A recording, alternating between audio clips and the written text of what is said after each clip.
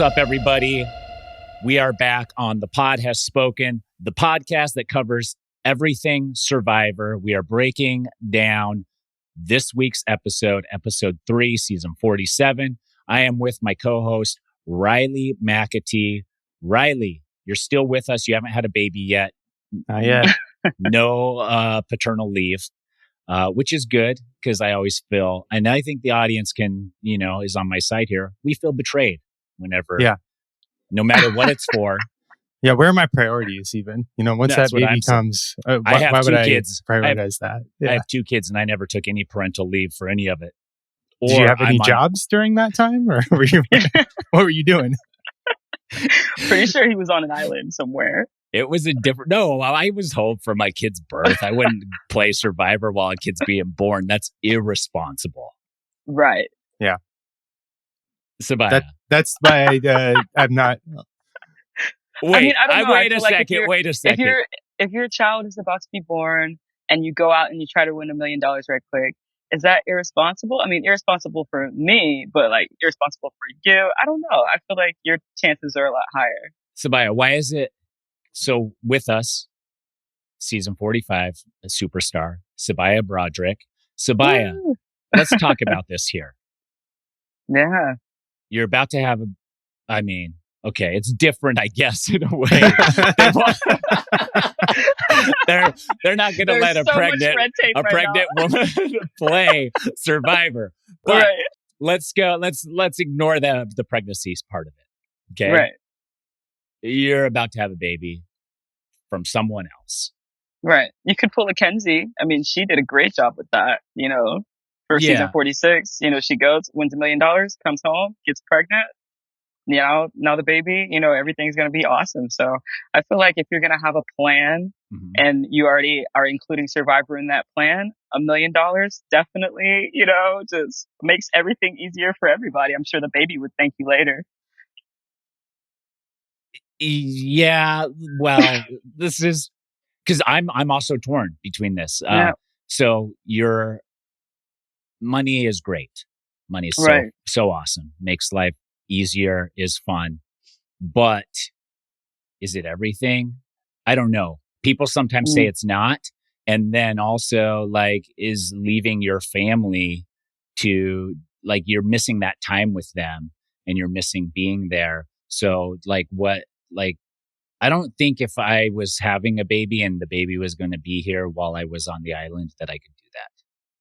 Right. No, that's definitely something to think about. I guess for me, because I know that I would be the host of the baby. I mean, obviously, my partner could be too, but okay. So let's say your partner is the host. Yeah. Could you? And you're gonna have the baby while you're gone. Are you going on Survivor 50? And again, I'm super biased. I mean, you see me. I'm in my uniform right now. Going away because of the greater good of a family is kind of my everyday life. So I guess for me, yes. And that's. But my question is that but the greater good? It could be. But it could also be super selfish. It could be super selfish, but only if you lose. Yeah, there we go. It's such a big dice roll. Survivor's so unpredictable. It's missing out on a month of a 9-month process to go and potentially win $1 million. But the most important 30 days of the 9-month process. Yeah, is it? Oh, so for the are we birth, Are we saying the birth? The birth. Okay. I thought we're saying the birth. No. The pregnancy is fine. That's a non-starter. As a partner, you want to skip as much of your partner's pregnancy as possible. Okay, we weren't on the same page with that. Yeah. I thought that you just meant partners pregnant. The birth. Can I go play Survivor? Oh, no, I'm not missing the birth of my unborn child. Okay. Wow, that's so much more dramatic when you say it like that. Yeah, no, that's why I was like, dude, Sabiyah's a ruthless killer, dude. She has no problem missing births of children just to play Survivor. But there is an argument to be said, you're providing for a family and you're trying to make your family's life better and stuff, sure. But missing the birth, I think, is I don't think I would be able to forgive myself. Even later, even if we are, rich, even if you record it, it is one of those things where it's just kind of you don't want to, it's kind of the first steps thing. I know a couple of Marines that have lost that opportunity to see their child develop because of deployment, and I've seen how much it breaks them up. So I wouldn't volunteer it. It's different in certain situations, like when you have to, but I wouldn't just volunteer to be running around, burning idols. What if you're out there on the island and somebody else is like, my wife is due to have a kid, during this season, I'm going to miss the birth. They're desperate or an asshole. Yeah, are you?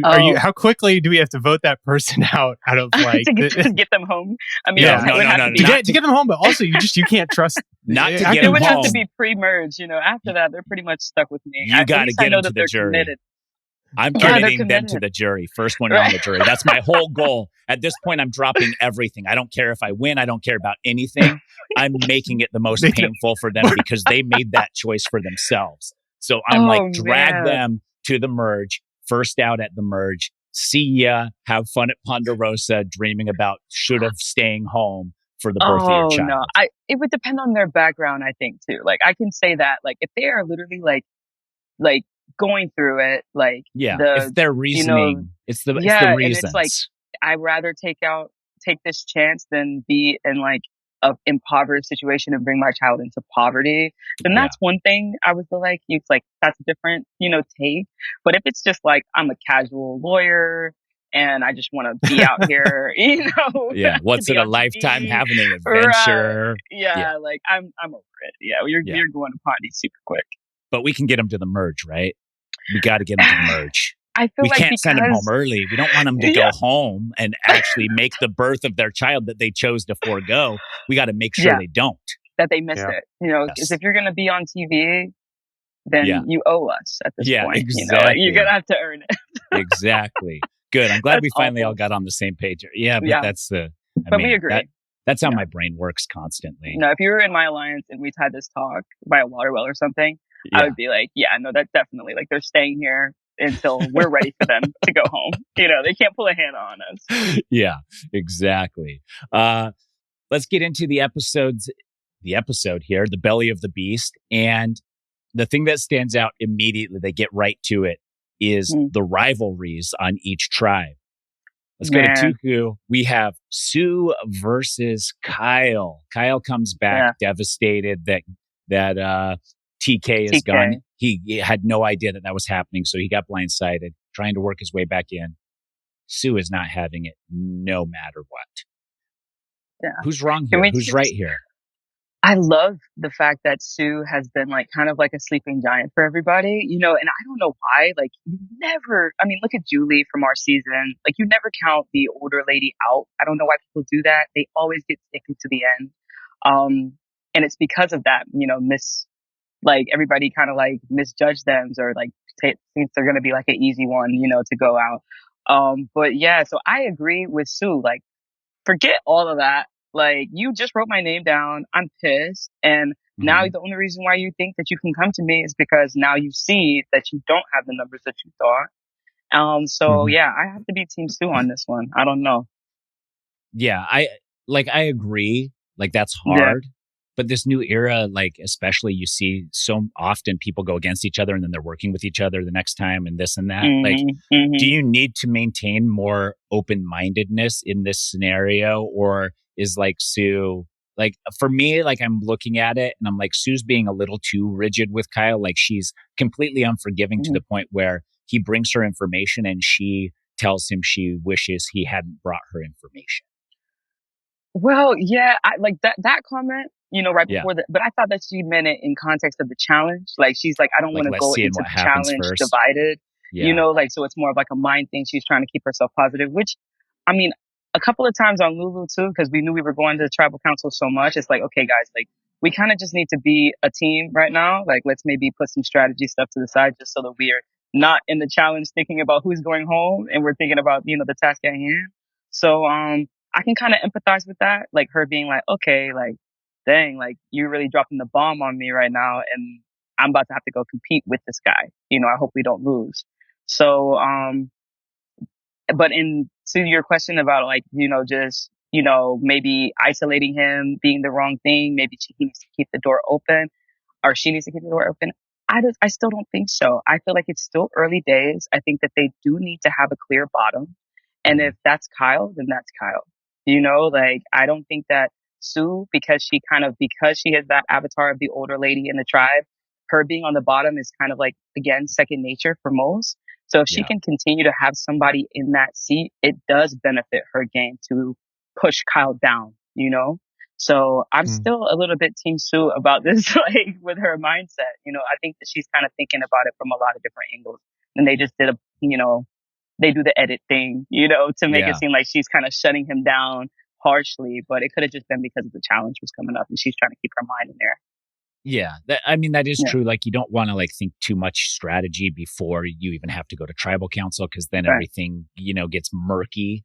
But like, if somebody gives you information, like Gabe gave information to Kyle, you have to make sure that you spread that information before Gabe misconstrues or changes that information a little bit and goes to them and is like, hey, I had a conversation with Kyle. He's totally cool. Like, that you guys are out, or that you got that's the problem, is like, if you get information or you want to weaponize any information or leverage it in any capacity, you have to make sure that you are the first messenger.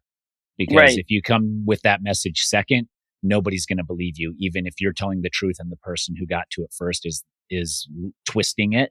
It doesn't matter. Right. So that's like, for Kyle, I think for Kyle, it was correct for him. Definitely. Sue was fine, I think, but like, I think perfect move for Sue would have been to shut Kyle down in public like she did. And then if she could pull him aside somewhere by himself and be like, look, I'm open to working with you, but like, I can't have that optics right there, right now. Like, come on, let's play a little slower game here or something. Like, I don't know. I think it's hard because sometimes, like, you want to be open and you want to keep all your doors and options open, but you have your tightest alliance watching you have a conversation with this person. You have to be like, sorry, buddy, you're out. You are dead to me. And then you're like, come on, let's do this. So what was that you were saying earlier? Like, I kind of I missed that. What's going on? Like, I understand what you're like. I feel like she's playing the hand that she's dealt right now. Yeah. And it'll be interesting to see if her and Kyle can, mend fences later on. I know that he wrote her name down, but because he voted with TK and it was obvious that he was in an alliance with TK from the jump, that can also be kind of prove that he is loyal to his alliance and willing to, vote with the people he said he was going to vote for, even though her name was the name. So I feel like Kyle has kind of showed his ability to be loyal. It just wasn't to her. So maybe that can be an asset going in the future. He's obviously really great at challenges. He has a really even kiltered head too. I love how he played that moment. He didn't get, too high or too low. He was so cool as a cucumber. He's just like, you know what? You're right. It doesn't seem like you're in the space to talk about this right now. Let me back off.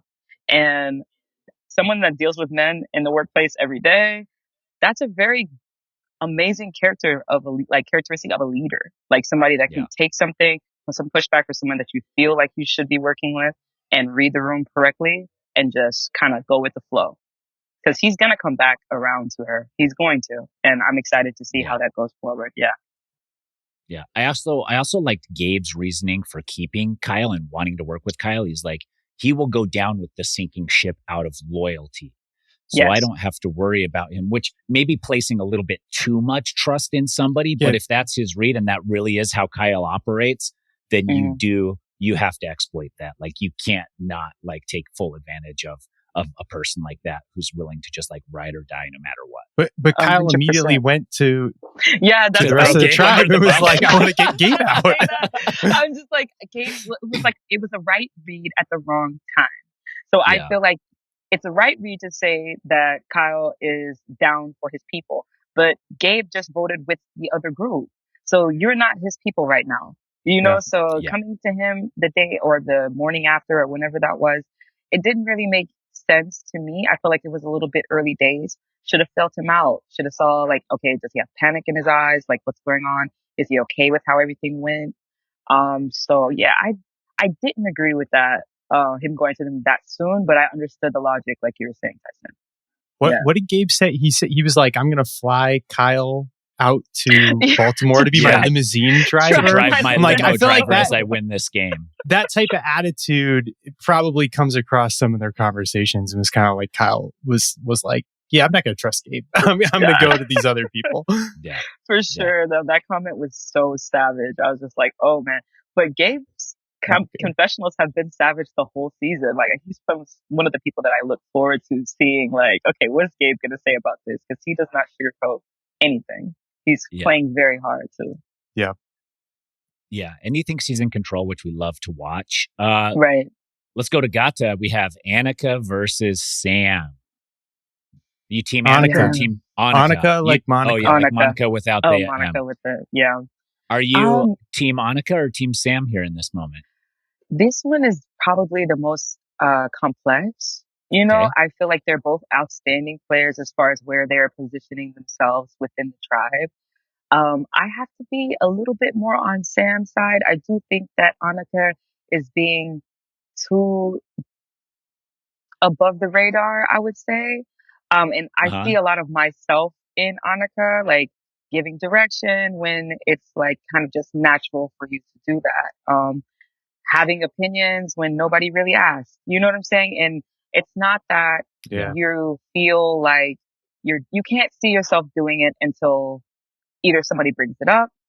Like for me, I had Emily to kind of like temperature check me. And I'm like, oh man, like I didn't even realize I'm doing that. But if you put me in the woods with people in a survival environment, of course my hat comes on and I'm like, okay, well, this is Lulu. You know what I'm saying? But she's not on necessarily a Lulu situation type tribe.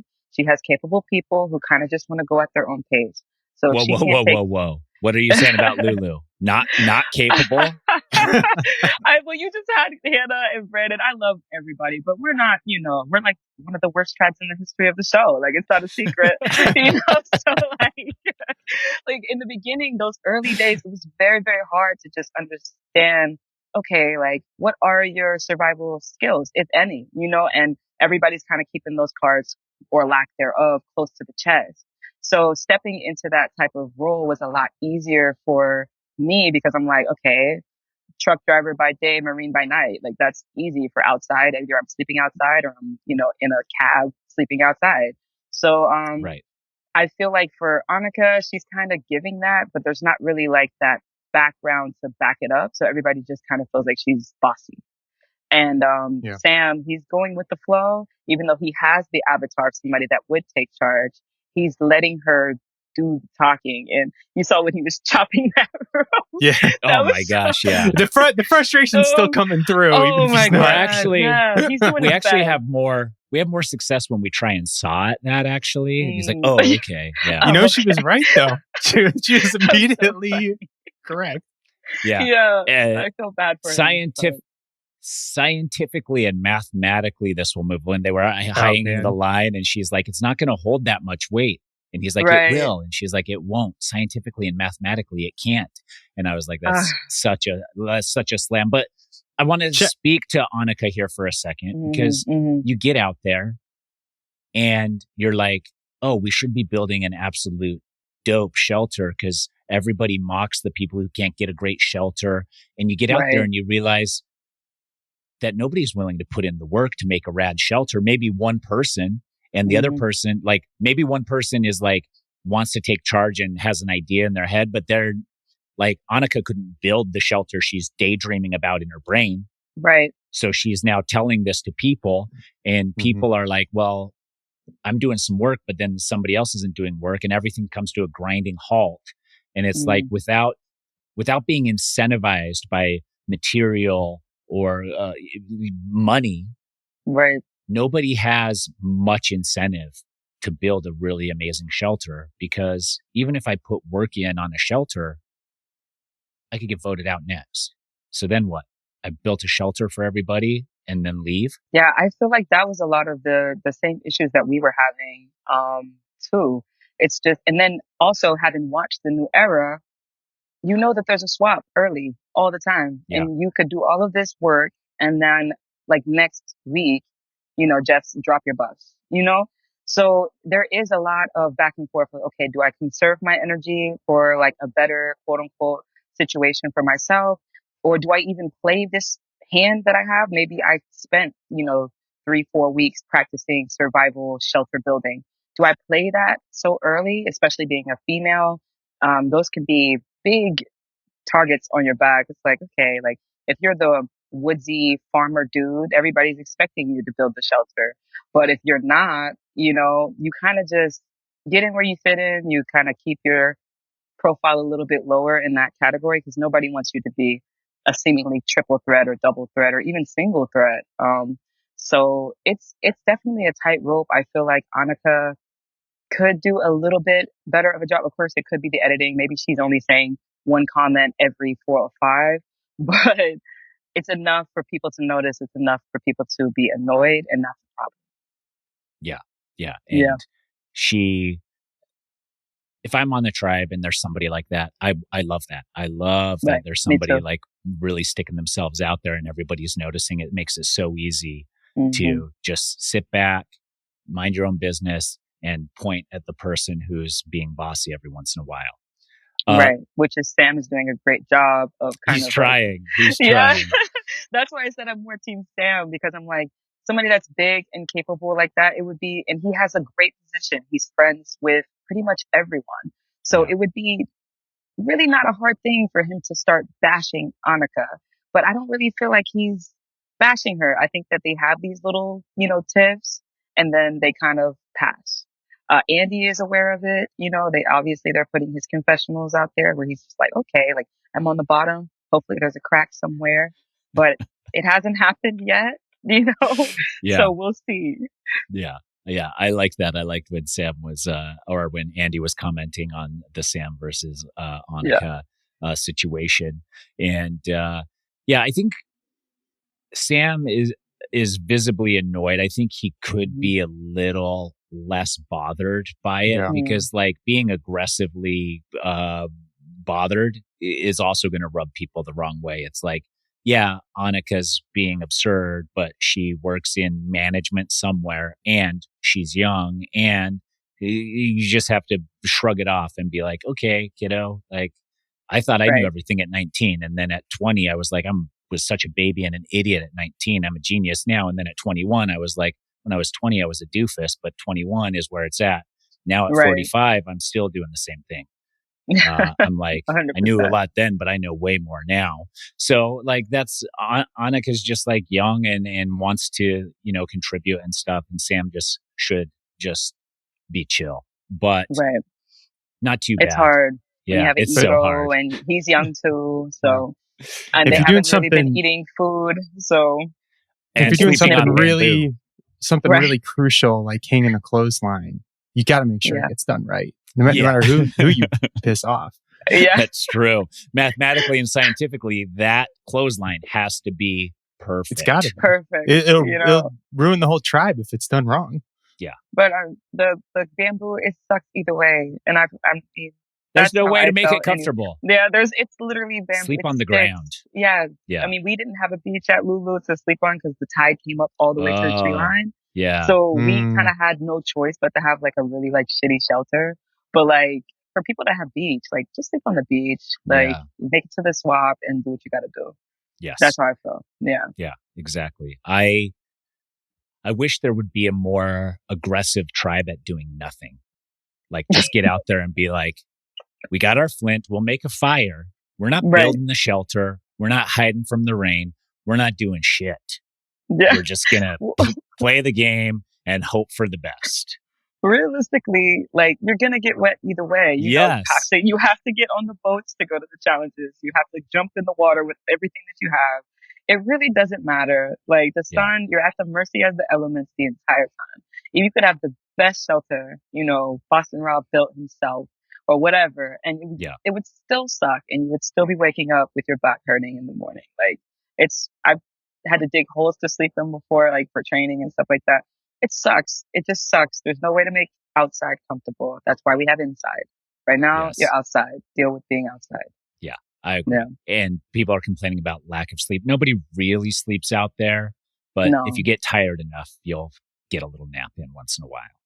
Right. They're a week one, so we'll see. Like they'll realize it. The exhaustion will set in. Right. Let's go to Lavu. Rome versus Asia. Oh. Whose team are you on here? I'm Team Asia. Okay. I I do feel like Rome, he's doing very good, which is like, it's almost like you hate to be Is rooting it for him. infuriating? So, yeah, Yeah. it sucks so much. He's so weaselly. Well, he just comes off so weaselly, you know? Like, I can't help but just be like, dude, like, come on. How is he getting the idols? How is he getting voted to go on the boat? Like, come on. Like, it just sucks but he's doing a really good job. So the player or in me is like, oh, wow, like, I would definitely align with Rome. But as a viewer, I can't stand it. Like, it's I'm going to right make there. his downfall so sweet, though. Yeah, is that what they're setting us up for? It's definitely coming, and he thinks he's invincible right now, and it's just going to be the best. He is. He has every dice that he's rolled has turned out in his favor. I don't really agree with being a one-man army like how he is. Yeah. And the way that he was talking to Saul and everything, it was just like he was almost dehumanizing him, like trying to make it seem like, oh yeah, like there's so much you don't know.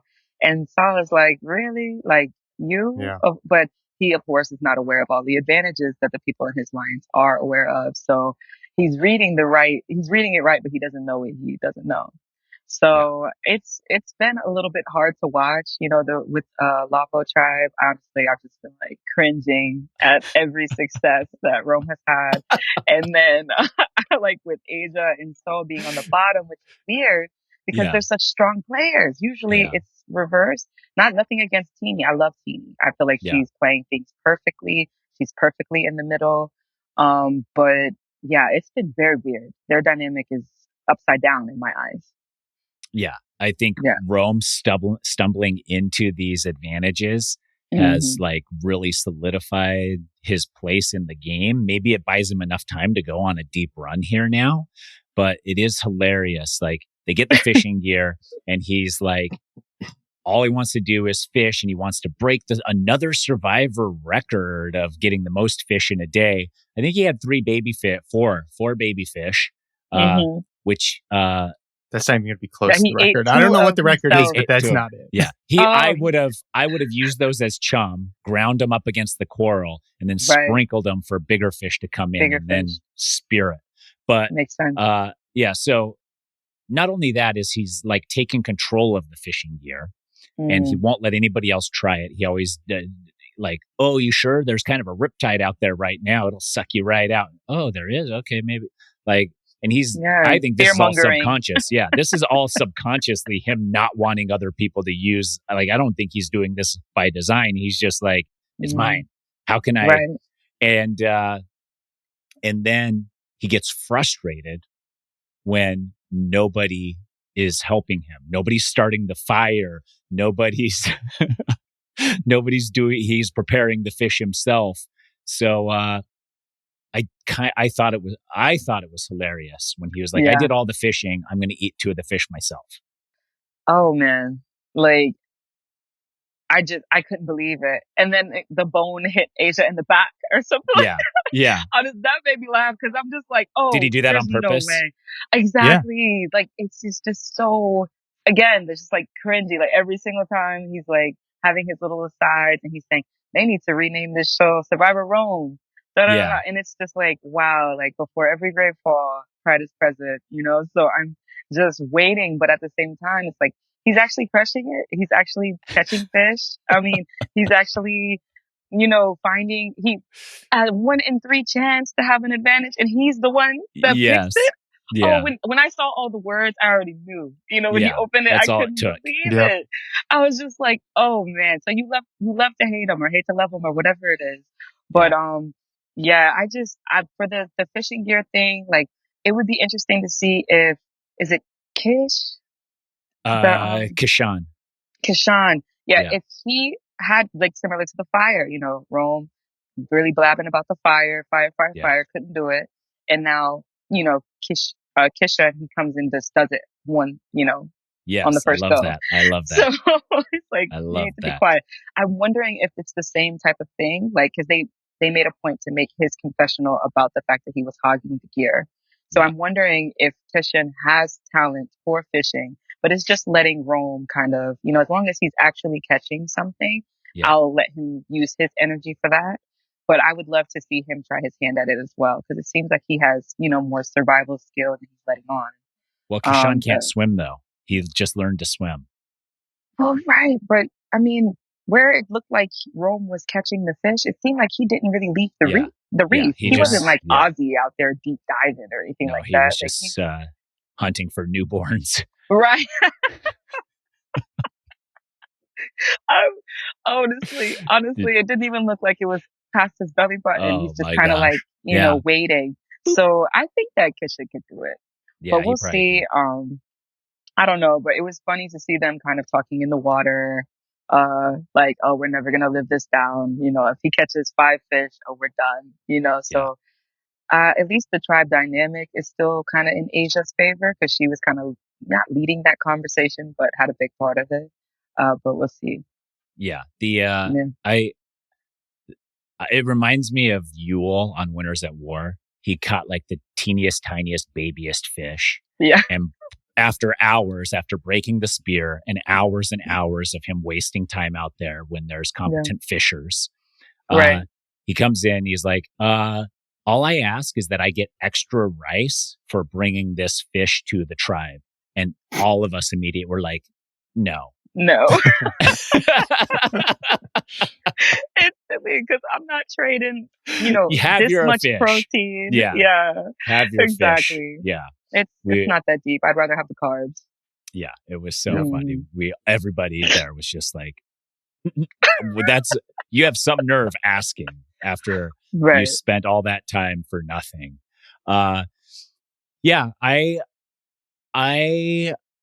Rome is definitely a lot. He's for sure a lot. And you got to let Rome roam. I think Asia here is pushing too hard against somebody who has too much power. Like, does she not know that he has this tribal council idol? I feel like everybody knew about it, but maybe she doesn't know. She knew he had something. Right. I think that she doesn't want to believe it. Like because she doesn't like him so much. Blinders it's like, on. Right. It's blinding for her, like from his ability to be right. Like sometimes the person that you don't like does have the upper hand. So you got to be able to stick and move in the same way as if you were the one that was in a favorable position. So I think that the misread is more so in his capability because she doesn't like him. And it's kind of causing her to miss the boat a little bit, which I am worried about. I don't know. That's dicey. It's hard because it's like, I understand. I watched him. I understand completely why Asia feels the way that she feels. For sure. It's not even like for sure for debate. Sometimes you kind of wonder, it's like, okay, like why is this person so against, you know, such and such? Like you can't really the overall like stigma doesn't really give you that behind the scenes, but I feel like this particular edit, it's like obvious. Like he's being annoying, he's being cocky, he's talking everyone's head off about what he can and can't do. He's coming through sometimes. So, you know, Asia, she's a very capable woman, she's very strong, she's very prominent in her career and stuff like that. So I could understand why that would be annoying. But so you're out there with Rome, and you said he's coming through sometimes. Is he coming through enough that you're like, oh, maybe he could have been a rapper. Oh, maybe he could have been in the NBA. Or are you like, this guy's still full of shit? He's definitely full of shit. You know, like that's not even a question. It's like, am I going to let him feel like I feel like he's full of shit? No, I won't. I'm going to laugh and joke, but everybody doesn't have I call it the bro bone. You know, every woman doesn't have the just ability to just like, like you're so funny or like. Wait, is that what you were doing to me before we got on? No. Before we hit record? No, I am legitimately a huge fan of you, which, I mean, it's not a secret. Everybody's a huge fan of you, Tyson. Thank you. Oh, like, wow. Yeah, let's go. I kind of fished for that. Look at how big a fish I just caught. Right. But yeah, like, I mean, I feel like because I have 4 brothers, that's some background about me. I don't have any sisters. I'm in the Marines. Like, I'm around guys a lot. So if you are a girl that can't get in with the guys or don't know how to kind of just dismiss an ego without them knowing you're being dismissive, then it will always be an issue for every time of your life. And I'm just one of those people, I like my life the way it is. I'm not trying to have any tips at work or anything just because I can't just let it go. Like sometimes laugh at the stupid joke and move on. You So know? let me ask you this. Let me ask you this then. With Rome, you get this eye roll type of like he talks a lot about himself. He's very cocky, doesn't always back it up, is not always believable, versus someone who is all of those things except for honest. Somebody who can back it up. Are you treating those two people differently, or do they get the same treatment?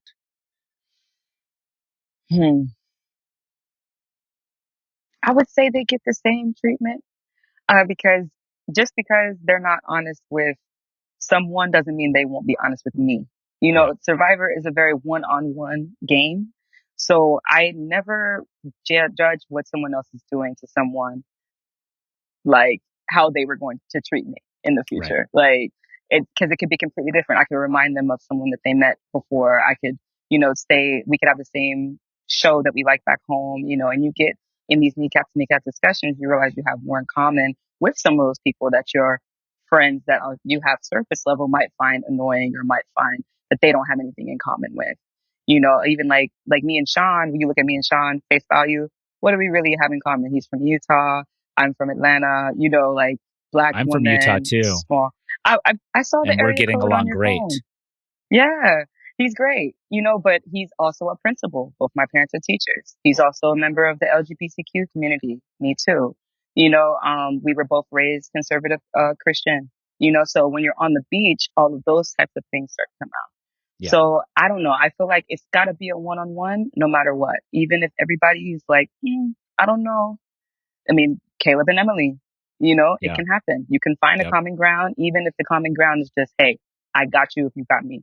Right. So we'll see. Okay. Yeah. Yeah. I think you do have to treat those two the same, because the person who's delusional or cocky without being able to back it up wants the same treatment as the person who can back it up. And by giving it to them, they feel respected and are more likely to work with you and stuff. Before we get to the journey, Sam has never tried pineapple, watermelon, or most vegetables. That was wild. So he was a chicken nugget, French fry kid. Probably sounds like he still is. Yes. That's a red flag, right? That's a red flag. Like, this guy is not open to anything. Super, super red flag. Like, I know, we always have this joke with Brandon because he doesn't eat a lot of stuff. And I know that when he saw that, Brandon probably was just like, oh, yeah, this guy. I love this guy. Like, why would anybody love this guy? This guy's my guy. Yeah, he's my guy. Because he'll order like steak and potatoes or bolognese. I've never seen someone eat as much bolognese as Brandon at Pondy. Like, it was like every single meal. And you can get whatever you want for people that don't know. And he would just have spaghetti, basically. So I feel like it's possible, and there are people like that. I'm just not one of those people. I love all food. I've eaten all over the world. It's awesome. So especially fruit, like watermelon. Yeah. That's wild. Nature's candy. Yeah, it's not even exotic. Yeah, that's the thing. Like, he hasn't even tried it. It's like, it's at all summer activities. He says he's around it all the time too. He's like, oh, it's always at these barbecues. I just never eat it. Right. Like, really? Yeah. There's months of the year where that's the best food. Right. Like, I'm in North Carolina, like watermelon carts. Like, you can't drive down the street without seeing some grandma like trying to sell watermelons out of her trunk, Yeah. So like, if for something that is so plentiful and it's so like talked about and it's so good, like, have you ever juiced a watermelon? Like, I love watermelon juice. Like, so yeah, he's a little bit weird, a little bit to me. It's definitely crazy that he hasn't even tried those. That, like, I have kids, and I also was a kid, and I remember my parents being like, you got to try stuff. You got to try healthy stuff, especially. And I'm like that with my kids. I was like, you don't get to say no to something until you try it. And then if you try it and then don't like it, then we can circle back in a little bit and you can try it again another time. But like, that's what I'm asking you to do, is try everything you haven't tried and see if you like it. Because you can't judge a food just based off of how it looks or whatever, because the taste is what matters. So, and the texture, I guess. But the fact that, go ahead. Like, I'm just saying, like, I'm from the eat what's on your plate generation. Yeah. Like my parents And were not finish going for it. Oh yeah, like I Yeah. fell asleep at the dinner table as a kid because I was just Yeah. wasn't hungry, and they were just like, "You will eat." So yeah, I don't really empathize with that. It's just like there's been so many times where it's like, "Mom, I don't like peas," and she's just like looking at me like Yeah. ungrateful, So yeah, Yeah. watermelon, we grew watermelons growing up. So it was just like one of those things I've always eaten that. Pineapples, like we were hoping for fruit because my dad was not a big candy guy. So fruit Yeah. was always bread and butter. So Right. yeah, when he said that, it took me back. I couldn't even believe it. But Yeah. a part of me also feels like he knows that it's weird. So he's like, it's like a conversation starter at Yeah. this point for him. Yeah. So he's like, oh, by the way, never had watermelon. I'm Yeah. like, okay. Is he like, lying? Right. Are you just not trying it because you can say that you've never had it? Makes you Yeah. different. I don't know. It's It like just seemed why a I little don't bit watch the slanted. movie Titanic. You've never seen What? Titanic? No. See? We got a conversation right now. I've never seen Titanic. You have seen it. That's exactly what Why I'm would you talking lie about. about this, though? I've never seen it, and I purposely won't see it so that I can always say I've never seen it. I can't even tell if you're being serious or I'm lying right for now. real. I believe you. Yeah. Never I seen believe you. Titanic. It's my wife's favorite movie. She keeps trying to get me to watch it. It's I your told her- wife's favorite movie and you've See, never that's watched what I it? mean. Like people taking a position to not Yeah. see it. She Yeah, won't watch Rambo First Blood, which isn't my favorite movie, but is way better than anybody It's thinks a it's good going to be movie. that's never seen it. I agree. It's But true. Titanic It is is better. definitely better to me. Than No, Rambo I mean, First you Blood. wouldn't know. So yeah. Yeah, I wouldn't Yeah. know. Yeah. Not to Take me. it from I've me. only seen one of them. Right. Take it from me. It's better. It's just a Yeah. great story. Yeah. Yeah. There's Yeah. a lot of weird like conspiracy about the Titanic too that I just think is really cool. Oh, So, there is? yeah. I mean, not to be About on the another actual platform. Titanic or the movie The Titanic? The actual Titanic. Oh, okay. Mm. Yeah. Yeah. That makes more sense than the movie. I was like, wait, there's movie stuff that I... Right. And they're like, did you know that in the third scene? And I'm like, Yeah. whoa. I'm sure Okay. there is, but I mean, I know that like I'm usually like a conspiracy person, so I'm not even gonna get into it on another platform. They butchered me for the aliens comment on my season. So yeah, just know if you wanna, look up why the Titanic actually sunk in your free time, just What is your think that. stance on aliens again? Oh, they're real and that they built the pyramids. Like I made a comment Oh, about yeah. them building the pyramids. Yeah. And there were people that were like, yes, that's actual. Weren't there Yeah. people that really like, just the There are. nonchalantness of people being like, you're right. That's what Yeah. I like. No, nobody was like, are you sure? Well, Like that's, I Emily think, was, what took like, the sitting viewers back. Yeah.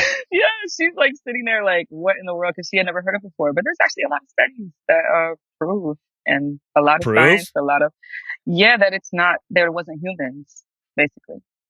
There wasn't humans in the time of the pyramids.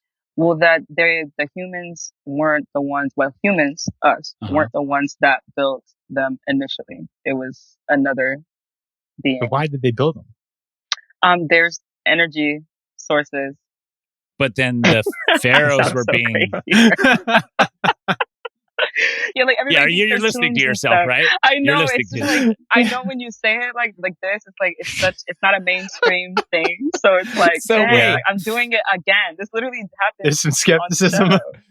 show. No, but then the pharaohs were like, I want to be buried in that alien antenna, like, or They energy didn't thing. find pharaohs in the pyramids. It's all Wait, so who's in the conspiracy. pyramids? 'Cause What's in the their They pyramids? tombs got literally raided. were like, no, like The pyramids are a giant billboard. So when being you like, see "Rob me." videos, when you see And then they got videos of robbed. excavators going into the pyramids and Mhm. finding stuff, that's yeah, it's planted. usually just like no, like it's really not. It's not sarcophaguses like people think. It's like usually like artifacts, if that makes sense. But there are, And burial. the aliens put the artifacts there? Who?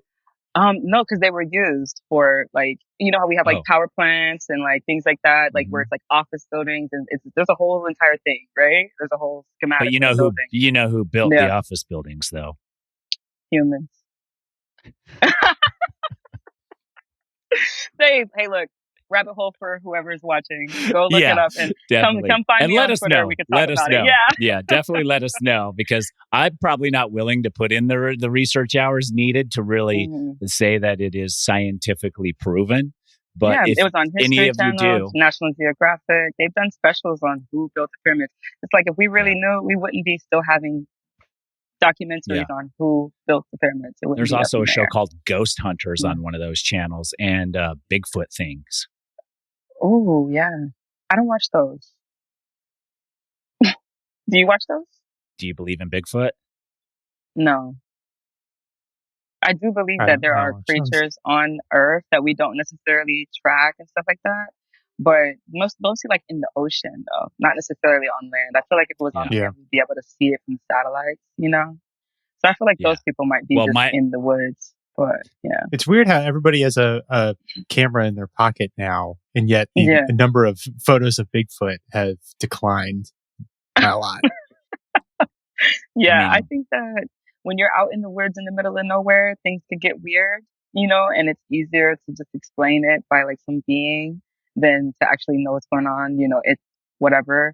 But I don't think that Bigfoot and the pyramids are on the same conspiracy web. So the documentaries on National Geographic and Discovery Channel and stuff about the pyramids are accurate, but the ones about Bigfoot on also National Geographic and Discovery Channel are not. They don't offer primary sources. Okay. It's more speculation. It's more speculation, and it's more like citing, like, you know, the weird guy with the I was about to say with the overalls, but I don't want to objectify people that wear overalls. But like, you know, it's the weird guy that's like telling a firsthand take on his experience, which can be complete bullshit, you know? Like, on the other shows, it's like artifacts, like the Emerald Tablets, you know, the Samaritan texts and stuff like that talk about people that came down to help humans and everything build the pyramids. But we were not the initiators of it, if that makes sense. So, just no, you've sold us. You've definitely sold us. No, we're on board full. Their schematics are completely perfect. It's aligned with the stars. The technology didn't even exist at the time. I could go on, but you know, no, you've convinced everybody, I think.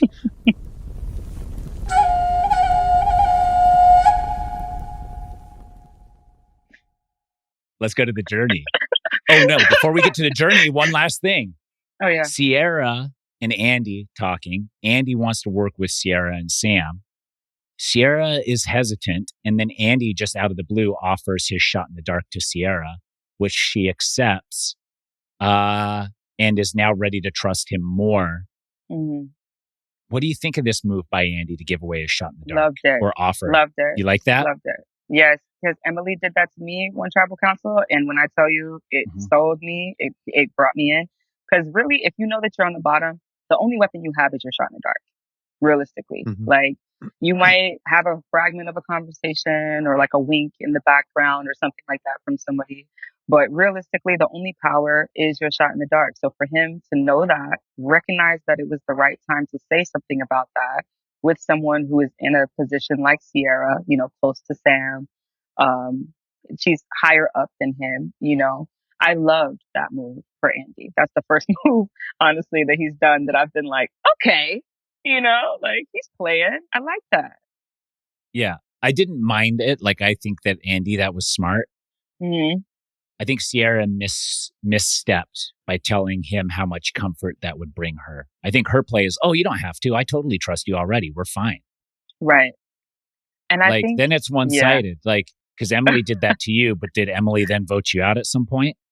She did, you know, and also I feel like with that, the time when she actually gave me her shot in the dark, she did not, you know, do anything. She went with the plan, everything like that. But I feel like it was because we kind of had her hands kind of tied to her back, you know. But the second time when we talked about it, it did seem less, you know, it seemed more disingenuous.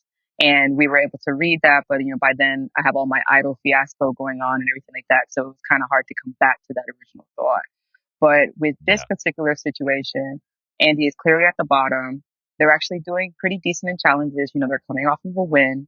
So this is more like a just in case. This isn't a, hey, my back's against the wall and we're going tonight and here's my last plea of hope.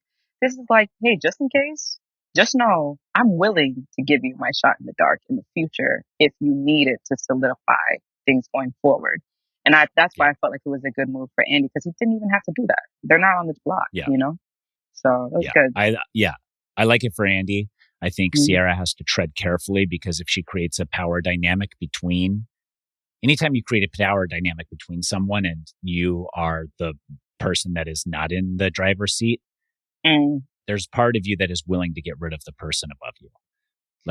And You're not this wrong. does create one of those power dynamics where she's feeling like she needs something from Andy. Andy sees that she needs something from him, and she just takes it or accepts it, but she doesn't offer him anything in return. Now that puts her in this power position where Andy is, in my opinion, going to be more willing and more open to get rid of Ciara, because she didn't create a bond with him the way he created a bond with her.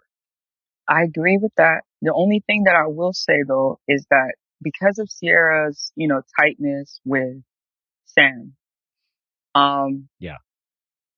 she is building a backdoor to Andy, if that makes sense. Like, she has her primary alliance with Sam, and so I don't think that she's necessarily giving Andy any power. I think she's throwing him a bone and sitting it for later, just in case, if you're attaching yourself to the meat shield of the tribe. That might not go as well for her, and with there being females, that she is also aligned with, they might be more comfortable picking up an Andy and taking him more, further in the game than staying with Sam. So it just depends. I think that she's just trying to keep her options open.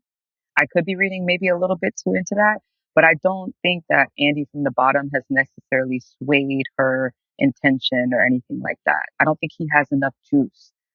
I just don't. No, I think he's playing out of desperation a little bit, and she's just accepting it. But if she's really planning to work with Andy, she needs to reciprocate some of that, or it's going to come back to bite her. If she does take Andy, he has no feelings of loyalty towards her. Right. Okay. I see what you're saying. Like if there's a swap or something, he'll jump. Yeah. She's not doing enough to lock him in. She's doing enough that he's willing to work with her if it benefits him, but the second it doesn't, he's not willing to stick his neck out for her, and she could have used that as an opportunity to lock him in and get him more loyal. The journey, I mean, there's not much to it. It was just luck. Yeah, that was they misplayed it though. They should have gone for the 50-50. The second time for it. Yeah, I think so too. Yeah. Why, Riley? Mean, so if ahead of time you're like, I'm going to reach my hand in this bag twice, no matter what, or not if you get the advantage the first time, but if you're basically like, if I lose, I'm going again. You actually have a 2 in 3 chance of getting that advantage. Is how it works out. But by only doing it once, you're giving yourself 1 in 3. And so I don't know why you'd reach it in once. I guess you have to do it the first time. Reach in once. They didn't have a choice. Yeah. But it's like, then it's a 50-50 chance at both an advantage and you get your vote back. That feels like very worth the coin flip there. Once you've already missed the first time. So I don't know. I thought they both blew it. Yeah, I could see that. I thought they may as well. And that does make sense now mathematically that you would go for it. And even more so because they're both on tribes of 5, where having that vote is like so crucial. Like that can be it's like if it's an even tribe, it might not be quite as bad. So I think it's even more worth it. So if you lose your take vote, that risk. If you drew the first one, you lose your vote. Then you draw the second one and you get a steal a vote. Does that evaporate your lost vote? I thought it did. Yeah. And then, but then if you draw 2 loser votes, you lose 2 votes and you're done. Two tribal councils, which is, I mean, crazy. Like, speaking as somebody that didn't vote the entire game, not having a vote is the scariest thing, even if you are in a good position in the tribe, because the new era goes so quickly, things change so fast, and before you know it, you're stuck. So I agree with Riley though. Like, I would have done it twice if I was ending up in the position where I lost my vote. It's like, okay, at this point, doesn't really matter, especially if I was higher up, in like if Rome lost his vote, then I could see his hesitation, not having his vote for two tribals. That could be because he could be considered to be on the bottom. And he even said it in his confessional. He's like, I don't really know where I'm at. I could be on the bottom in some people's eyes, but I have a lot of, tools in my toolbox or whatever. So, for him, but because the other two, they're both in pretty decent. I mean, Kyle, it could go either way, but I feel like he feels like they are looking to take him in outside of Sue. Gabe came to him with some information. He's trying to work kind of like some back channels that might end up biting him in the butt. But so maybe Rome and Kyle, but definitely not Annika. Annika should have rolled the dice, I feel. She's in a pretty decent spot outside of her beef with Sam. So she should have definitely tried it at least one more time. I think she was the one that said the numbers situation. She said it was like a 50-50 after. Right. Yeah. She said, okay, I have 1 and 3 and now I have 50-50. I thought she was going to do it. Mathematically. Yeah, I thought she was too when she said 50-50. But she didn't. So they both lost theirs. Rome, again, dumb lucks his way into an advantage. I'm not sure his read was right though, in that once I show this to my alliance, it'll solidify it and there's no way anyone will be able to turn on me. No, I don't agree with that at all. I feel like it makes you bigger than life, larger than life, too big to fail, and he's tap dancing on the line. Like, and it's so scary to see him out there. It's like somebody that's, like you're up on like a lift or something. And they're like, oh, look how far I am. And they're like jumping up out on the thing. And you're like, hey, okay, like, come on back. Like, it looks like it's enough. And he's like, no, I think I can make it a little further. And it's like, yeah, you could, but it's probably safer for everyone if you just come back off the ledge, stop trying to show off and just come on in. He's doing so much in so little time. And I feel like that'll make him a fan, stick out, for sure. But it's been really, really, what's eerie. That's like the word around him is like very, very like just eerie to watch. Okay. They come back to camp, all three of those people on the journey. And I'm thinking, no matter what you do, if it's negative, people think you're lying. So you come back, I lost a vote. Nobody believes you. Right. My thought is just swing the other way and tell them you won an idol or something stupid, because that's better than being honest and saying I lost a vote. If you tell them you have an idol, then people are at least a little bit scared of you, rather than like, we have to work around this person this time or just make them the target. They lost a vote. Or they have an idol, they're just not telling us. Like, you may as well shoot for the moon and be like, I have a Tyler Perry super idol. So like, that's more believable than being like, I lost a vote. Because everybody's like, that's what they always say. That's what they always say. Yeah, I won a car and an immunity idol. It's awesome. Pontiac Aztec. Right. I don't, honestly, I don't believe the people either way. Like, I know that there's always something being withheld because unless they're your primary alliance. So Teeny's instinct to pull Rome off to the side and be like, hey, so is there anything else, that's going on?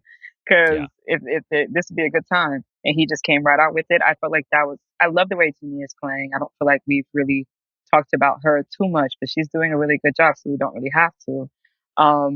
But yeah, that's definitely the kind of, I guess, play that I feel like would make the most sense. Like, okay, let them say whatever, they probably lying, and then pull them off to the side as close as or as quick as you can to get that first conversation. And be like, what do you really have? Yeah. What about the information that they all three shared with each other on the journey? Did they, because you have to give some information. Yeah, Rome gave misinformation. He played it pretty good, I think. Yeah. Throwing the two people he was against under the bus by saying they were the leaders. But also them, I don't want to get ahead of ourselves, but the way that everything ends up playing out, you can't. People have seen the episode. So if they're listening to this without watching the episode. Yeah. But okay, so Asia ends up going home. Yeah. So because Asia goes home, it re-cements his story that he told to them about them being at the top. It's like, oh wow, so that means that the bottom rose up, and it just creates like the illustration in the other tribes' minds. So I liked that he did that, knowing that one of the two of them were going to go, whether he was on the bottom and he plays the idol for himself, or he steals someone's vote from the top and, re-solidifies it in that way. I think he was pretty sure at that moment that he was either going to be Saul or Asia. Now, with him throwing their names out there, now the other two are running back to tell their tribes. So everybody, once they walk into the challenge, the next episode, they're going to be like, Rome told the truth. And they were the power play. And so Asia must have been running things too much, and she must have been playing too hard, and she must have, fell on the sword or whatever. So I liked that he, kind of did that. But the other ones, I don't think they did too much with it. Yeah. They answered the questions, but that was kind of it. Right. Said a little bit. Sam and Sierra, are they dating? Is there any coming back? Question. Is there any coming back from that for those two? Like, once you are tied so tight to somebody that they're questioning whether or not you're dating in the game of Survivor, no matter what you do, from fake fighting, distance yourselves, you're already locked in, and everybody sees you're locked in. Yep. Right. I agree. Neither of those two is winning because they're part of this duo that is the standout duo of the season.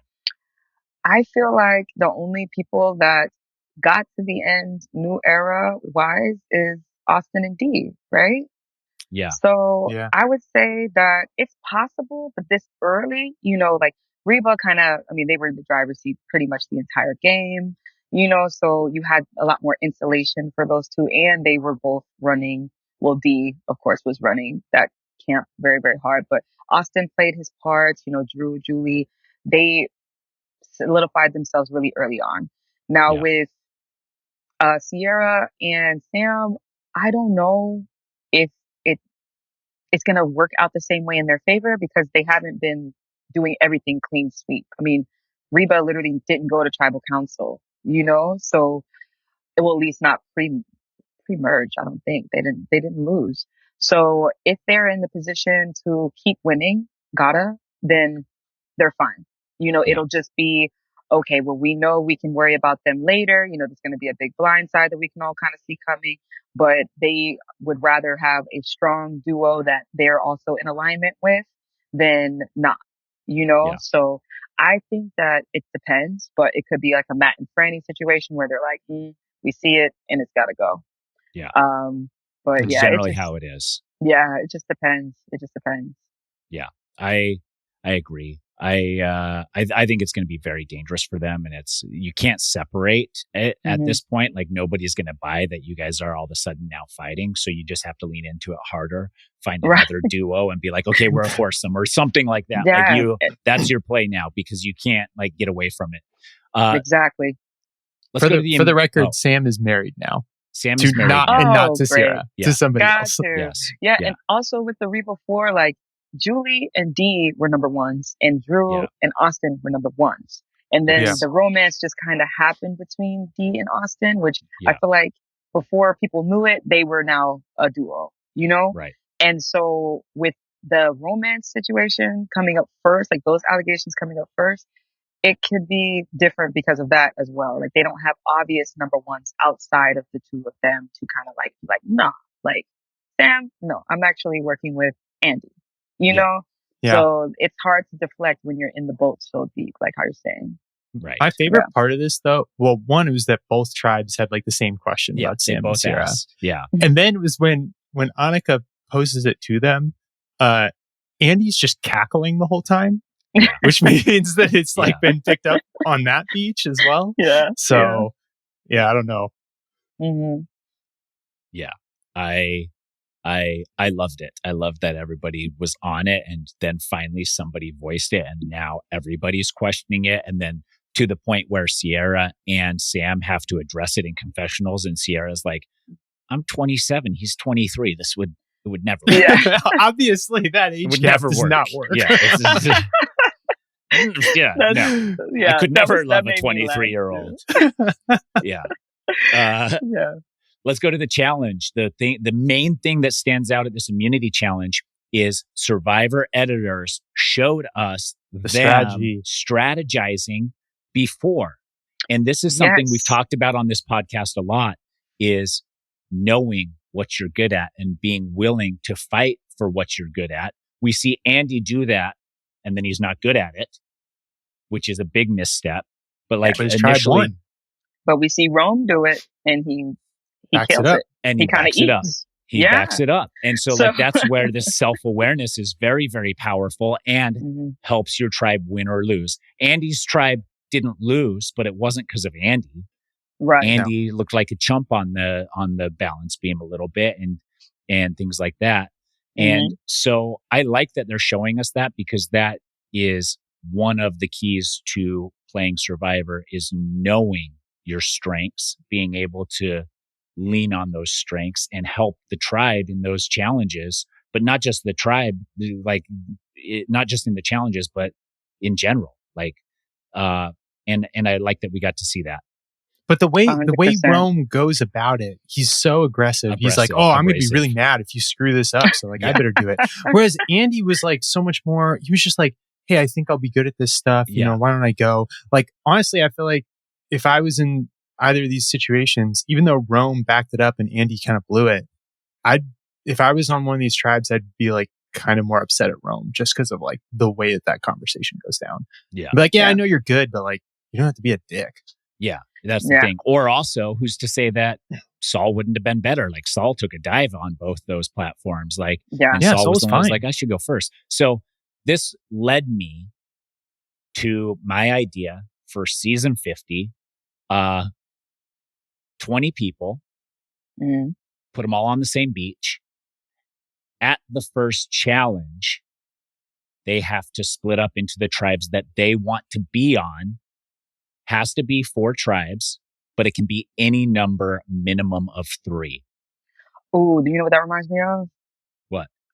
But this isn't a pick'em. It's like, okay, it's not a pick'em. It's just like, okay, we look like we can work together. We're 3 strong people. Let's just lock it in at 3 for a tribe, and then we'll try and win every challenge to the merge. Oh my God. Or like you could get a tribe of 7 with some weaklings, hoping that they don't have to like carry their weight as much or whatever. Like, the number on the tribe doesn't matter. It just has to be more than 3. Right. No, I was just saying agree. I like that idea, because at the end of the day, that's what it's going to end up being anyway. Well, if you can, avoid any blind sides or whatever, it's going to be, the strongest people that you vibed with from the jump. Usually it's not very often. I mean, it does happen. I'm not saying that people don't move around in their alliances and realign if they have to, but it's usually only if you were whittled out. You don't really, in the new era, you don't see very harsh, tribe structure changes like how there used to be, when there were 39 days and all this time for people to kind of get on each other's nerves and really like, have a lot of camp life going on. So that would be a very, very cool take. But I want there to be more people for Survivor 50. I hope that there's like even more people. So how many? I would say like 24. 24. Like, okay, so let's do 24. 8. Yeah. 24. But the minimum 4. Minimum 4 on a tribe. And 4 tribes. So you split yourself into 4 tribes at the first challenge. So all 24 people show up, and Jeff's like, okay, there's 4 mats. This will negate some of the pre-gaming, because all of your pre-gaming buddies are going to all show up together, and you're immediately going to have to start eating each other.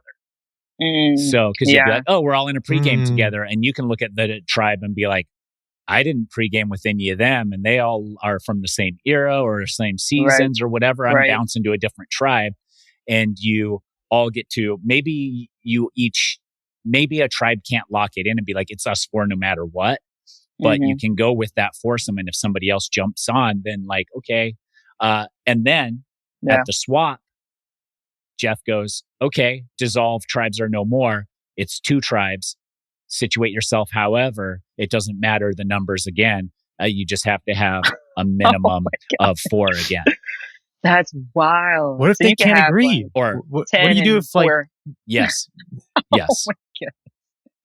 That would be insane. I mean, well, the show that I was going to bring up, and I don't want to pitch too many other shows, but Outlast is like that, where like they can dissolve down to 2 people. You need at least 2 people to win the game.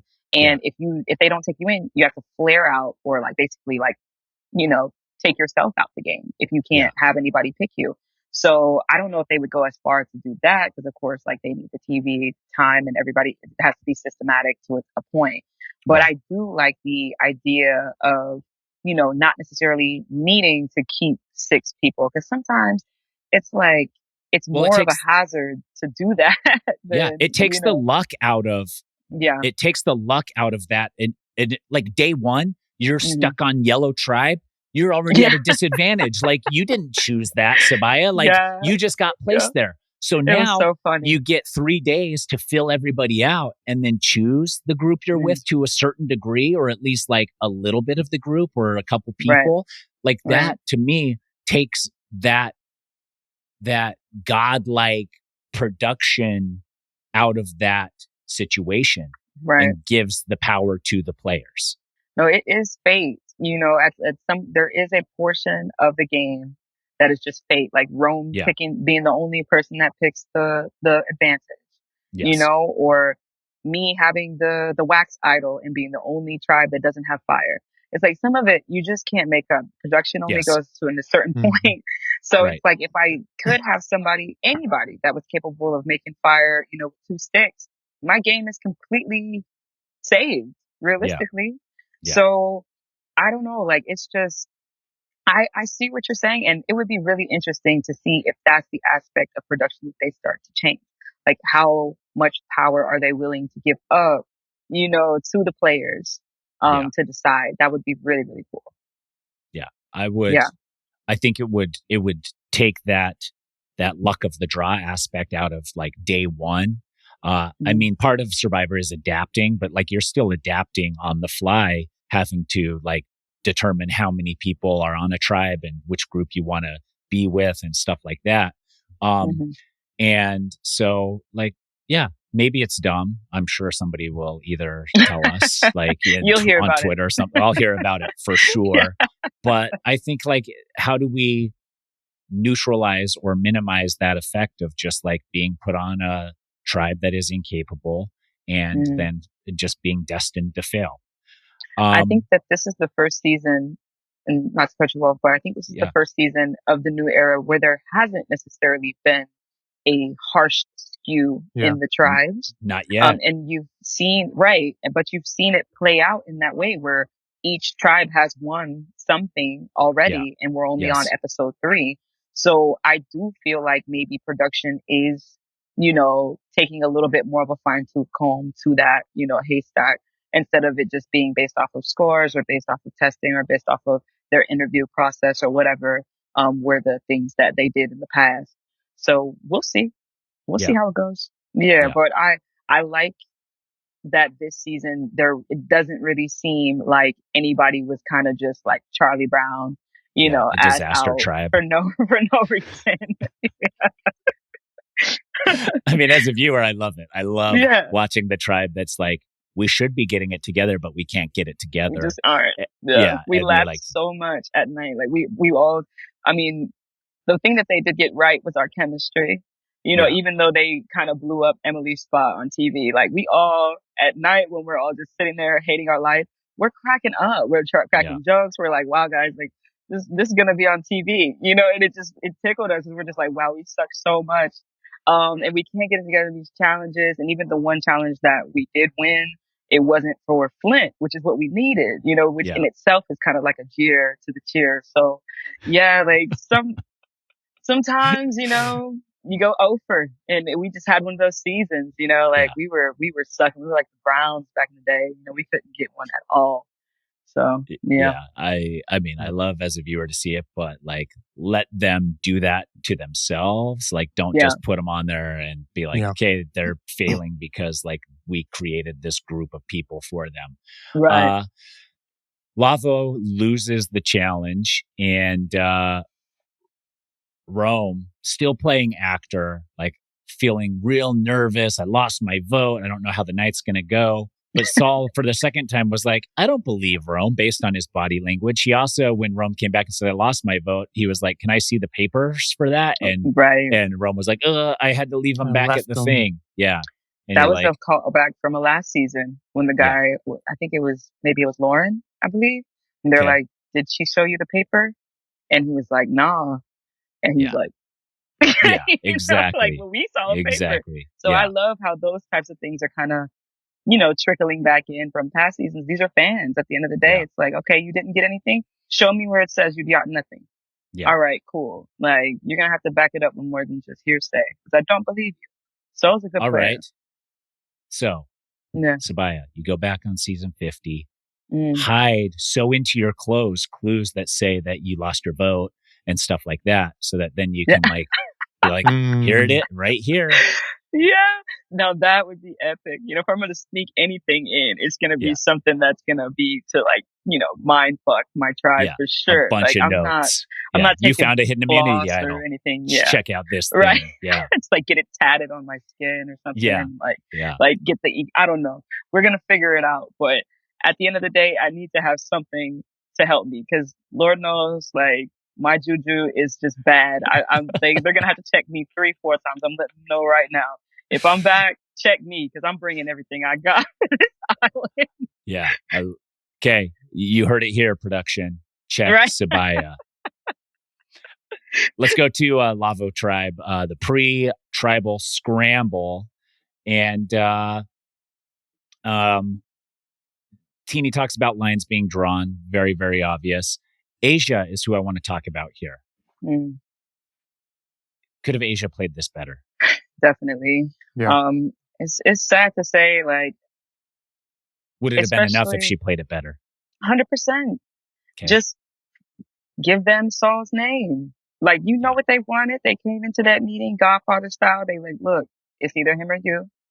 And she didn't budge. And my gosh. It was wild. I didn't expect that. But I just don't, I feel like in that situation, she felt for whatever reason that she had more power than she did. Yeah. I'm not being aware of Rome's, hand, not being aware of the conversations that were happening without her, had to be, that she was just kind of oblivious to that, which does happen. It's a big island. People go off and talk without you. In my case, it was Caleb and Emily. In her case, it's, Teeny and, Kishan or whatever. So Kishan, sorry. Yeah. But yeah, she spent too much time buddy with Saul, and not enough time with her ear to the ground, you know? And so when they came to her, not realizing that this was hey, we're trying to make this as clear as we can. It's either you or him. Yeah. She still threw out someone else's name. I don't know what time of the day it was, how close it was to tribal council. Maybe she felt like she might have had more time to get a second conversation in with them. Yeah. We didn't see it. Could have happened, but I felt really, really bad when she responded the way she did, throwing out another name besides the one that they wanted to hear. She wanted Genevieve gone. Right. Because she is close to Rome. So she was like, let's do Genevieve and Tina. A little bit of tunnel vision on Rome a little bit. So. Yeah. We hear you, but it's going to be Saul. And she's like, absolutely not. And at that point, I was like, oh man, this is bad for you. You get in those situations where you do feel like, okay, people have been listening to me. I've been dictating. Teeny recognizes me from a podcast. So hopefully she respects my input more and I can be the leader here. And it just was not the case. Yeah. And anything else from that pre-tribal scramble, Riley? I just didn't, well, we'll get to tribal council on the votes, but I'm trying to make sense of why this became a 3-1-1-1 vote. Yeah, I have no idea how that happened. I feel like because the idol was at play and they knew the shot that in the dark, I guess. Yeah. So there was some throw-offs, we saw even with Gabe playing his idol on himself in the beginning, that kind of, I was like, what? But then it's okay, what if he was going to catch, the rocks or whatever. So I understand. that the numbers was kind of weird once everything played out. But then when I thought about it, I'm like, okay, well, if this person plays their shot in the dark, he's safe. And if this person plays their idol on someone else and not him, what are we doing? So it was confusing. Do we think so? This season has a bunch of podcasters on it. Aisha is a podcaster. Yeah. Lovett's a podcaster. Yep. Are podcasters just really bad at Survivor? I'm just asking for a friend. Yes. Yeah, they're bad. I don't know. We talked about this last week. I don't know. Yeah. You can go on Survivor and then podcast, and that's great. Yeah. Survivor players make great podcasters. Podcasters do not make great Survivor players. Okay. Oh, man. Well, what about Rob? He started on Survivor. He's the other way. Yeah. That's true. That's true. Yeah. I don't know. I feel like maybe you can get kind of like analysis paralysis a little bit. Yes, that's exactly what it is. That's exactly what it is. You've seen it so many times. Like even for me, like I'm like a childhood fan of this show. Yeah. So I've seen every episode, but it's like over the span of my 29-year life. It's not like, I watch them and I analyze everything and this is that. Yep. But if you give me a reference or a person, like, of course, I know who Rupert is. I know who Sandra is. Like, I'm not an idiot, Yeah. So I feel like going in with more of those types of, perspectives where it's like you love it more than it's your job to be good at it or it's your job to understand it. It might affect. And I feel like we're kind of just now being able to know if it does, like, we didn't have Survivor, quote unquote, experts playing, before recently, so that is an interesting take. I don't know. So far, they're not very good, but, I don't think that you can say the same thing about me. I'm Asia's third vote. Me too. Yeah. That's a big reason why I'm like happy to do her, pod or whatever, because she's joining our club. Yeah. But sometimes you get on the tribe with the right/wrong personalities and the right/wrong time frames. Yeah. Like sometimes it just doesn't, you don't get not necessarily a fair shake, but the dice doesn't roll in your favor. And I feel like for Asia, her opportunity, just like my opportunity was for me to play my idol, her opportunity was to listen to Teenie and to Sean and just be like, hey, look, I have a feeling like, is my name out there? She didn't ask. Yeah, she didn't say anything. Teenie was even trying to hint to her. Right. Yep. And so it's like, if my name is out there, tell me what to do. Like I didn't really have a opportunity to do that, but I know if I would have felt that before tribal council, then that's what I would have said. So maybe she didn't feel like she was at the risk of going home. She didn't feel like she was on the bottom because of all the Rome stuff. But, she got caught up and it ended up biting her in the butt. So. Yeah, it is true. Mm-hmm. Kashan mentioned the 4, which was like kind of everybody's like, wait, what? Who's the 4? What's the 4? It was a bad idea, but now it's not even going to matter because now there's just a tribe of 5 and Saul already understands that he's out of the 4. Out of the 4. It could have been a lot worse for him. And, but I did like the point, like you go to the well, one more time and accidentally say the wrong thing. And now there's mass paranoia. And that's exactly that like surmises Survivor almost perfectly. 100%. Like, keep planning till someone overplans. And then everybody is on high alert. And now you're the target. Right. And even like, I don't know if it's like coming off like too smart or too strategic, having too many conversations.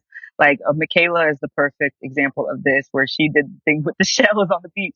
And I know in her mind, she's just like, this is how my brain works. But if you're in a conversation long enough to start showing somebody how your brain works, then, sometimes it's just better to keep your conversation short and sweet and to the point.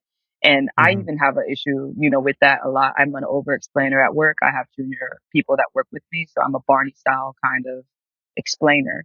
Okay. And that can bite you in the butt with Survivor, because then it's like, wow, like not only do you understand it, but you can tell someone else exactly what you mean. Yeah. That's bad for me too. Not to be thinking about a tribal council speech early in the game, but if you know how to talk and you can explain like how you get to a level of understanding, that's a red flag for some people. So yeah, it's really damned if you do, damned if you don't do enough. Right. It's one of those things. Yes. And people get cut out all the time for that as well, for underplaying, thinking they're safe and not even trying to put any work in whatsoever, trying to play it cool. And then they played it so cool, they're out of the game. Exactly. Yeah.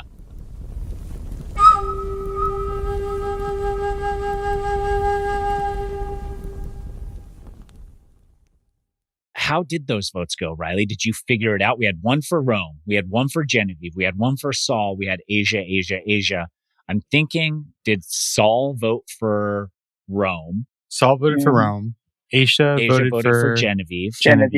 And Teeny voted for Saul. So I think to throw it off in case of a shot in the dark, or I think that's probably Teeny's vote. Yeah. And then I have no idea why Saul and Asia don't vote together here, basically. Or why Saul votes for Rome if nobody else is voting for him, and also they're pretty sure that Rome has an idol. Yeah. I don't understand. I don't know. Maybe there was a conversation where he told Asia he would never write his name down or her name down or something like that. But then why not vote for Genevieve with Asia? Or he is 100% certain that it's, or 99% certain, as Rome says, that it's Asia or that it's him. And so he's just like, I'm announcing to the world that I know Rome is the problem. Right. And we didn't see Asia go back and talk to Saul about it being Genevieve either. Yeah. Because they didn't confirm that name. She only had that conversation with Kishan and Teeny. So her voting for Genevieve, she's hoping it would be 3 Genevieve. You know, and then it doesn't really matter what everybody else does because they're all, in different camps. So it was a little bit weird. But I understand Saul not wanting to write down Asia. It seemed like they were really close. And those types of conversations do happen where it's like, look, when I watch this back, even if we are out, 3rd and 4th, I don't want to see myself on the screen showing Asia after we just had, this time together. So maybe it could have been a little bit of that. Or trying to show the people that he's going to stay with that, hey, like, if you're in my alliance, like, I'm with you and I will never write your name down. Look, I didn't even write Asia's name down, and I knew that she was going home, and I still remained loyal to her, even when I knew, that she wasn't going home. I mean, she was going home. So, yeah, there's a couple of different reasons. Yeah, that's true. Is there a play here where Saul or Asia should have been like, I'm going to play my shot in the dark and just announce it? Like, we've seen that 100%. Be weaponized before. Yeah. 100%. They should have stirred it up. Yeah. I think Saul talking to Rome when Rome was like, it's 100, it's 99% going to be Asia. Saul should have been like, I'm going to play my shot in the dark just in case, and then not play it. Anything else, Riley or Sabiyah, before we get to Riley's predictions? I mean, I guess Asia's closing words, that really hurts. I'm not going to lie. That was honest. Yeah. I liked that. But and then, you could tell she was surprised. You could and tell. Pissed. Yeah. She and was sad. Upset. Yeah. All of this. It was so rough. And then she asked Saul a direct question. So that made me feel also like with the Genevieve vote and him like not voting her. I think that he knew that if he wrote her name down, it was going to be like, they aren't friends in real life. So at the risk of that, everybody goes on to play Survivor to play, the experience and the money, but you end up meeting amazing people. You end up wanting to have, real relationships in real life. So if you are in a situation where you're going to be on the bottom and you could be on the next way, out, because Saul, he's going back to camp, knowing that he could be 4th boot. You don't want to burn your only friend at Pondy that you might have, Yeah, but the other thing too, though, is that she's not. I don't know if she's really going to believe him until she sees it on TV. Like the fact that she asked him should be a little insulting. Like if he's like, I will not write your name down no matter what you see. It wasn't me, and you can do the same for me. And then the first thing she does is like, was it you, Saul? And then like now he's like, What? You didn't even... Well, she said, was it you too?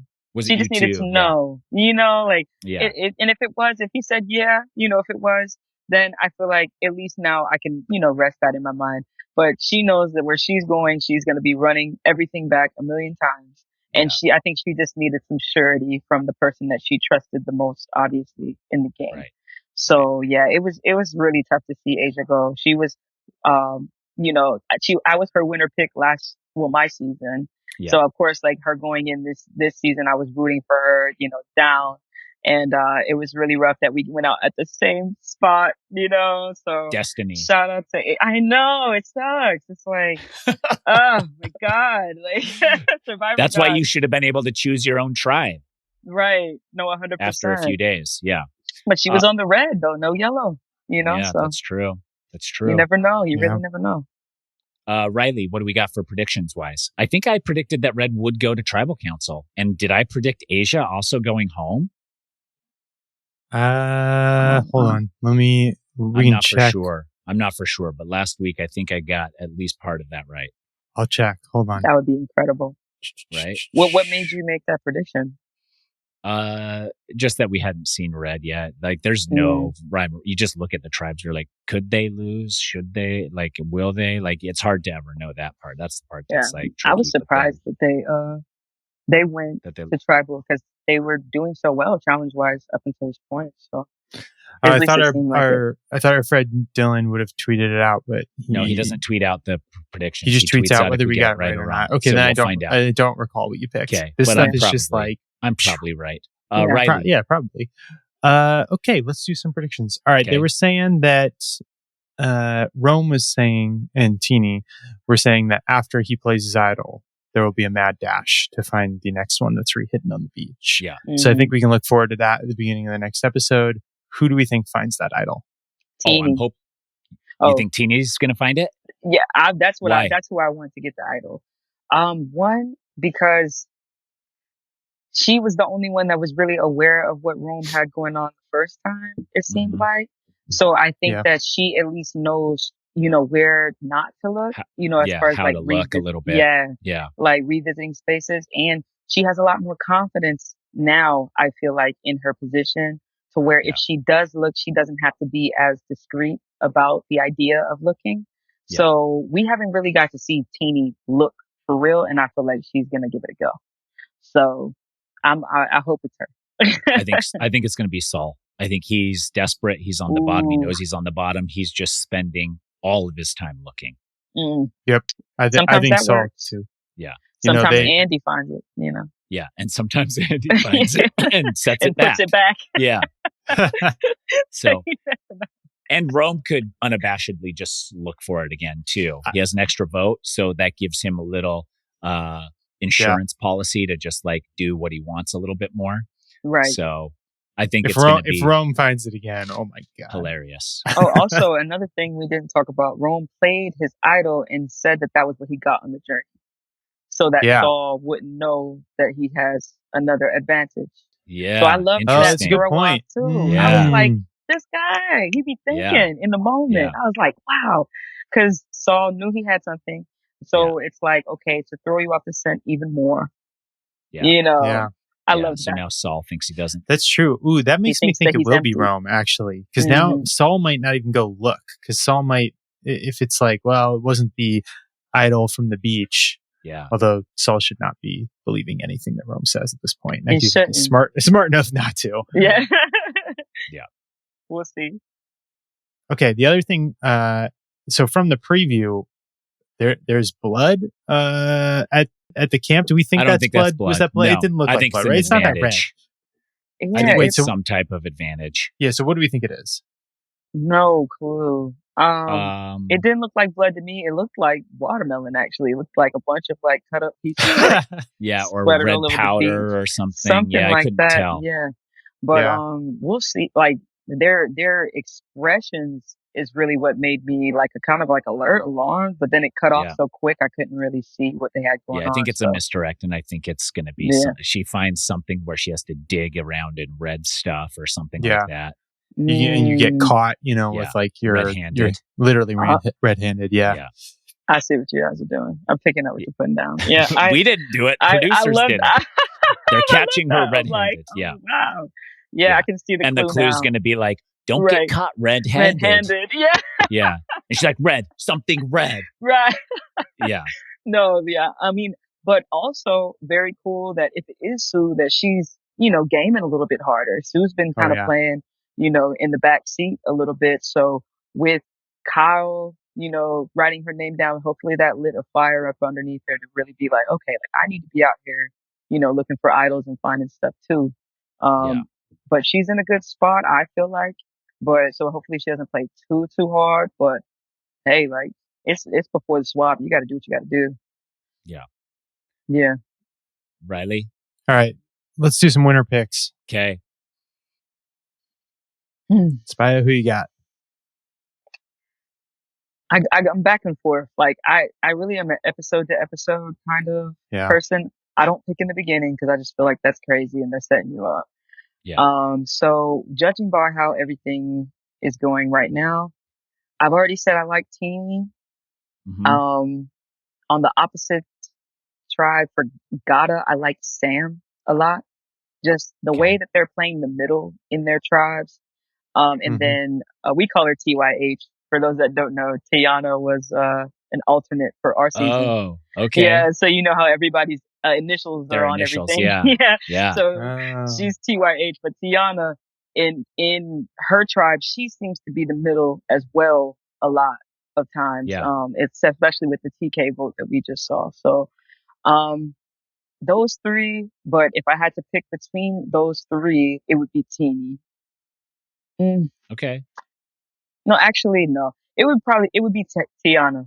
It would be Tiana because of her ability to win individual challenges. Tiana's a beast. Like, she's very athletic. If you see her in the challenges, she ate that up, no problem. So I feel like once we start getting into a deeper game, if she can survive, she'll be good and she'll take it home. Okay. Yeah. I have Rachel.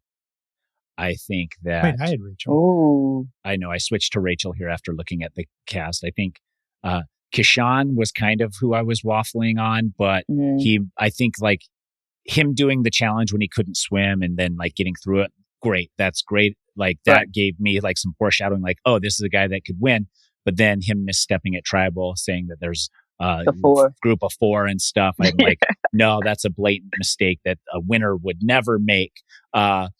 So I think Rachel's like, nobody the entire season has said Rachel's tight with so-and-so. They're a power duo, but you have Sean and Sierra are a power duo. You have Andy and Annika who are on the outs of that tribe.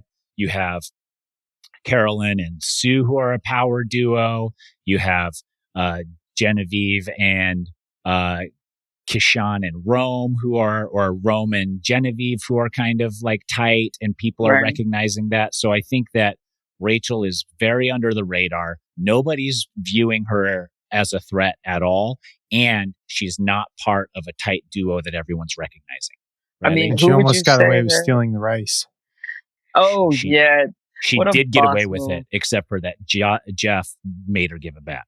So she didn't get away with it. I thought they were going to let her do a game changer situation on that. I don't know why they didn't let that ride. That would have been really cool. Yeah, they should have. But Tiana doesn't have alliances either. Well, not alliances, but she's not in a pair either. She's like not when a power you started duo. striking down that, so but she did cross Kyle already, and and he's like he still wants to work with her, but like Rachel hasn't gotten caught out anywhere. She hasn't had to make a hard decision. She hasn't had to drive anything. She isn't part of a power duo. Like I just feel like a little bit more like. I love the Tiana pick. Like that's, but for me, I think Rachel right now in this moment after 3 episodes is that's fair. That's fair. By having 0 position is a little bit better placed. I got to learn how to do that. Right? Like, be like, we call them like stanchion recruits or people that just kind of blend into the background. Like I'm such I just stick out, in every way. Like I'm loud, I'm tall, I'm big, So thinking about like my game and stuff like that, like my goal was to be more Gabler alligator below but it's just impossible for some archetypes of people, So I envy that, the ability to be 3 episodes in and you ain't got nobody that's like, pulling you to the side or something. Like that seems like a dream. Yeah. In and the not game of be in Survivor, trouble. it is, but in life, it's a little tricky sometimes. 100%. So Rachel's probably looking at you in life and being like, I wish I could stand out more and be big and tall and loud. That's just not in me to do, but I know that it'd get me so much further in a lot of the areas that I want to excel in. Yeah, but I want $1 million. I don't care about that. Like you don't gotta excel, in a lot of things. You just gotta be good at that thing, especially if they're calling you. So we'll see. This is cool, but that would be cooler. Yeah. I don't know. Riley, who you got? I'll stick with Rachel too because I had her last week. I am a little concerned about she has some proximity to Annika, who I think is like going to self-destruct a little bit. Yeah, but they're not a duo necessarily. They're not a duo. They're not a duo. You're right about that. Yeah. So I will stick with her. Let's do who goes home next week. Oh, so I have to see which tribe I think is going to lose. Got to pick a loser tribe too. Yeah. And this is I was checking this while we were talking earlier, and this is the first time in the new era that all 3 tribes have like lost a person, one in a row, and so we have all even, an equal, even 5. Man, I think yellow is going to. I still think they're the weakest tribe. I agree with that. And I think it's going to be. I think it's going to be Annika. Yeah. Yeah. I can see Sam flipping everything on her because he has Sierra. And then Andy, I know they could probably get Andy because remember he solidified that day 1 pretty much with Andy. Right. Maybe day 2 or 3, I can't remember. But yeah, I could see that. I could see that. Who you got? Is that your pick too? What tribe is losing? No, I don't think it'll be. I think Blue is going back. Okay. To travel, and